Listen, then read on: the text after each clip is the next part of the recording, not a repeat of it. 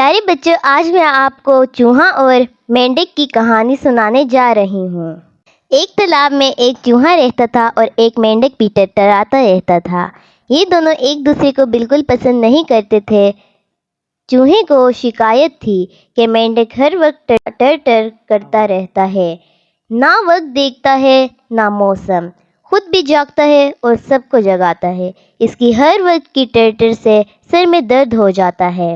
مینڈک کہتا تھا کہ یہ چوہا چین سے نہیں بیٹھتا، اس کا تو کام بس گھومتا رہنا ہے۔ جب دیکھو سر ہلاتا گھومتا رہتا ہے اور پانی میں ہر وقت چھپ چھپ کر کے شور مچاتا ہے۔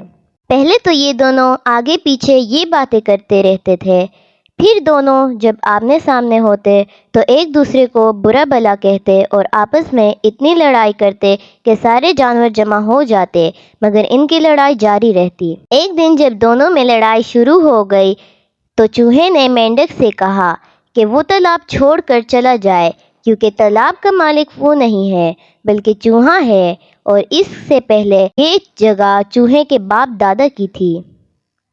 مینڈک نے کہا کہ یہ بات درست نہیں ہے، اس جگہ کے مالک اس کے باپ دادا تھے اور چوہے کو چاہیے کہ وہ کسی اور جگہ جا کر رہے۔ اس بات پر تو لڑائی اور بڑھ گئی۔ پہلے دونوں دور دور سے ایک دوسرے کو آنکھیں دکھاتے تھے، اب یہ ہوا کہ گھتم گھتا ہو گئے۔ یہ سب ایک چیل بھی دیکھ رہی تھی، وہ بہت دنوں سے ان دونوں کی تاک میں تھی، مگر یہ دونوں چھپ جایا کرتے تھے اور چیل کے ہاتھ نہ آتے تھے۔ ایک دوسرے کی دشمنی میں اپنے دشمن چیل کو بھلا بیٹھے تھے۔ چیل نے موقع مناسب دیکھا اور تیزی سے جھپٹ کر ان دونوں کو جنگل میں اڑا لے گئی۔